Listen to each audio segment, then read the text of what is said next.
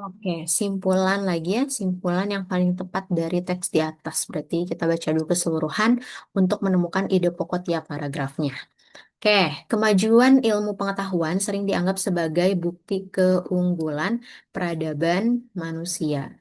Namun, di balik penemuan yang mengagumkan, ada dilema yang jarang disadari. Kemampuan manusia mencipta tidak selalu diimbangi dengan kemampuan menanggung akibatnya. Ketika inovasi diarahkan semata untuk kecepatan dan keuntungan, tanggung jawab moral menjadi kabur. Sejarah mencatat bahwa teknologi yang awalnya dimaksudkan untuk membantu manusia justru dapat menjadi ancaman baru ketika nilai etika tidak menjadi landasan penggunaannya. Nah, ini paragraf satu ini ide pokoknya menjelaskan tentang kemajuan ilmu pengetahuan itu sering dianggap sebagai bukti keunggulan peradaban manusia. Tapi sebenarnya dia juga banyak banget tidak diimbangi dengan kemampuan untuk menanggung tanggung jawab atau akibat dari penemuan itu. Jadi banyak banget teknologi yang awalnya dibuat untuk membantu manusia, tapi malah menjadi ancaman baru buat manusia. Gitu.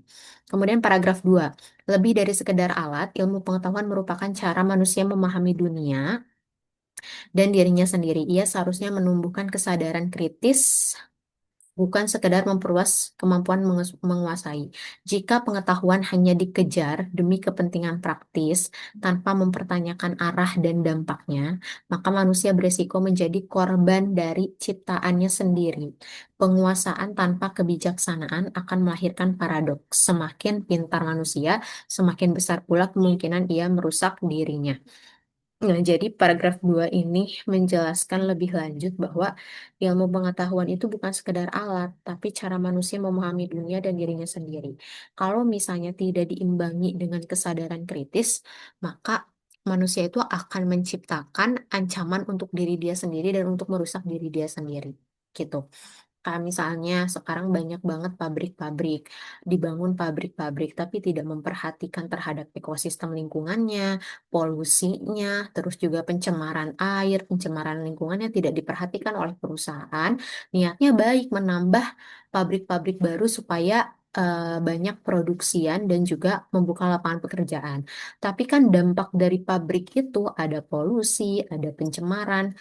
Kalau misalnya pemiliknya tidak memperhatikan itu, yaitu akan membunuh manusia itu sendiri gitu.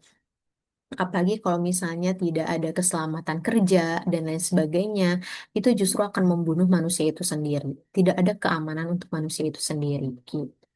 Yang paragraf tiganya, oleh karena itu penting bagi masyarakat modern untuk mengembalikan orientasi ilmu pengetahuan pada nilai kemanusiaan. Pengetahuan tidak boleh berdiri di ruang hampa terlepas dari tanggung jawab sosial dan etika. Ia baru bermakna jika mampu menuntun manusia untuk hidup lebih bijak. Semakin tingginya ilmu, semakin orang bakal bijak menggunakan ilmu itu, gitu ya, dan memandang sesuatu itu secara bijak. Bukan sekedar lebih canggih. Tantangan terbesar masa kini bukanlah kekurangan informasi, melainkan kehilangan arah moral dalam menggunakannya. Jadi berlebihan menggunakan sesuatu yang nggak bijak gitu, yang mengakibatkan dampak negatif. Oke, simpulan yang tepatnya yang mana? Yang A, kemajuan ilmu pengetahuan perlu diarahkan pada kepentingan ekonomi, enggak ya? Justru pada moral. Yang B, ilmu pengetahuan harus dikembangkan tanpa batas agar manusia mampu menguasai, enggak ya? Yang C, kemampuan mencipta yang tidak disertai tanggung jawab moral dapat menjadikan manusia korban dan pengetahuannya sendiri. Betul sekali. Ya, yang C jawabannya. Yang D, penguasaan ilmu pengetahuan merupakan salah satunya cara manusia untuk mencapai kebahagiaan. Enggak ya.